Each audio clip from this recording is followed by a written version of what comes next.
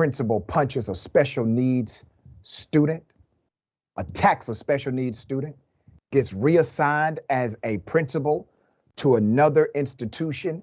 I'm going to bring you all of it, including the video, and we are going to handle this directly. All right? Here's the video.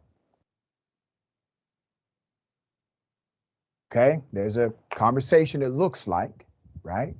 You have multiple adults in the room, and you see the student there. The student is not attacking anybody. The student does not need to be detained. Then this happens. See that? None of the adults responded to the attacker. None. Now, let's put up the picture of the principal that did this insane and chaotic act. Keep that picture up.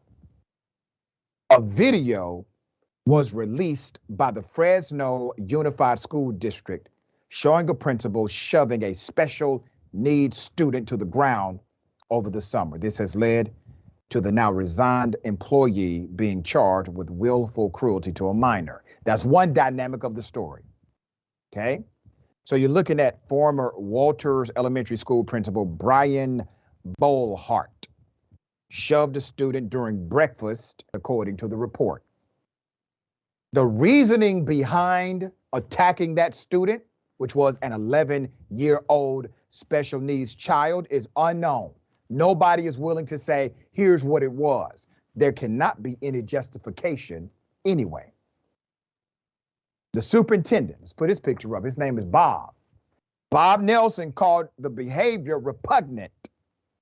Nelson said Vollhardt reported the incident a day later, and after the district started the discipline process, he resigned. So the principal resigned. He has since taken a job at Tranquility High School in the Garden Plains Unified School District, according to ABC 30. Vollhardt's name appears on the California Department of Education website as vice president of the school. That needs to change immediately. Immediately, that needs to change. Now, let's be 100 about everything here. What he did was criminal. He gets a charge. He resigns. But I gotta bring up this reality. Special needs student, 11 years of age, adults in that same facility, adults saw what he did, and not one adult decided to detain the principal. Nobody responded to the principal. They all focused on the child as if the child had done something wrong.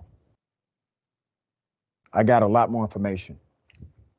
The California Commission of Teaching Credentialing's website shows Vollhardt, the supposed educator and school principal, has an active certificate and no adverse reports. He even has a specialized certification in handling students with autism. So here you go. You have a man with the academic credentialing, the prerequisite training necessary to be a more understanding and thorough educator and leader inside of the public school system.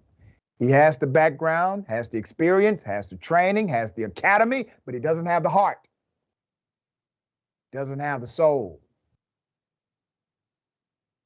Nelson said the incident was reported to all relevant state agencies, but does not believe Vollhardt's new employer called to check. Wait a minute.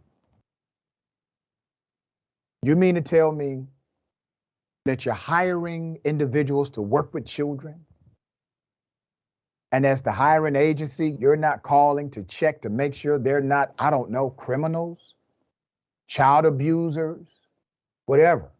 You're not calling to check? Well, that's according to one person, obviously, because if they would have called according to this individual, they would have known this is a no hire situation, but they did not. So this person got another job working in education.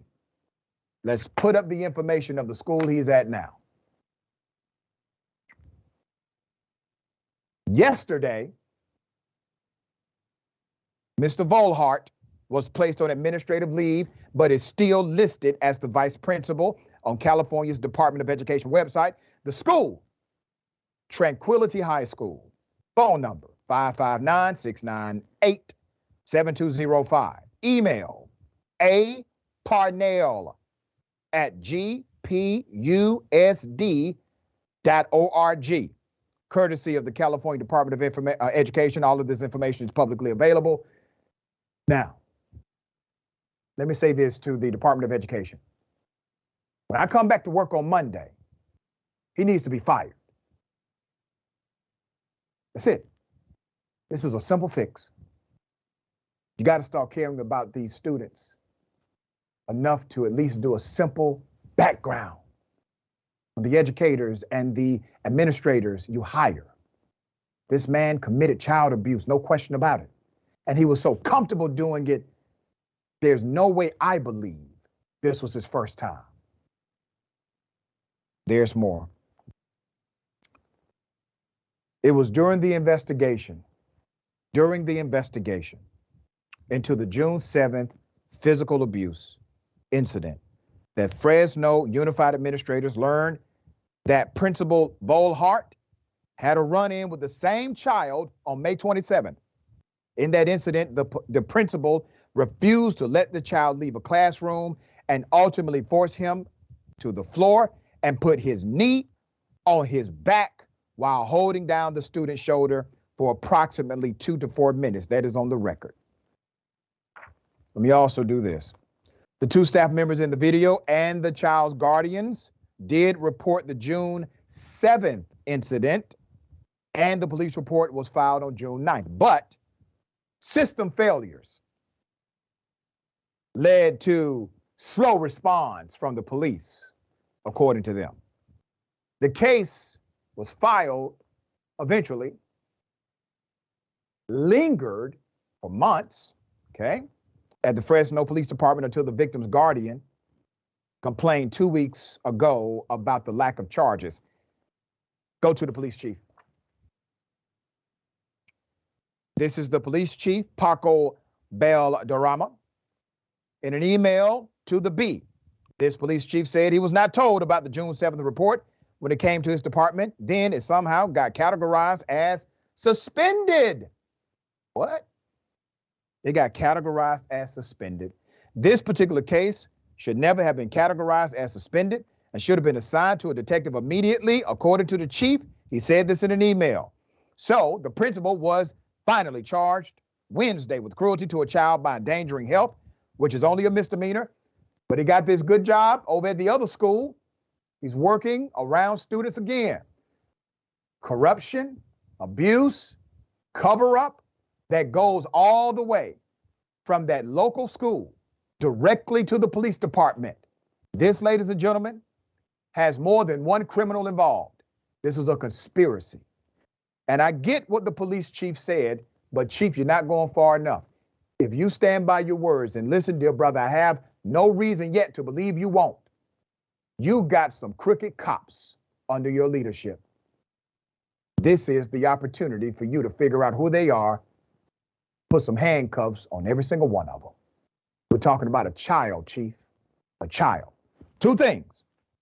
Primary, on Monday, we want to report that this principal no longer has employment. And chief, I highly encourage you to do a full investigation, because somebody at your department, if not multiple people in your department, engaged in a conspiracy to protect a child abuser. Dan, thoughts here? Yeah, let alone the systemic failures here from the police department who's protected this person who has routinely, multiple times now, we've seen, abused a child with special needs. When children with special needs, honestly, when you have special needs in this country, because American society fails on so many different levels, when you go to school, that should be one of the safest places you attend or are able to have. So That's the right. fact that the principal, the top person of authority at this school, was acting with this level of violence and then was moved to another school called, you can't make this up. The principal who was found on video of punching a special needs kid was moved to a school called Tranquility. Yeah. All right. You don't want that headline. The school needs to change that so that's no longer a fact anymore, just like you said. But it shows the systemic failures of what's going on here. I don't even think that the fact that you could look up this principal in the California Teachers Board or whatever, and his status says that there's no incidents.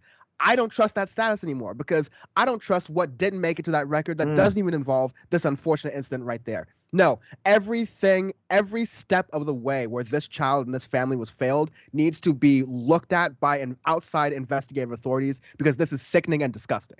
That's right. Well said. And we're going to continue to follow the story, provide an update ASAP. All right.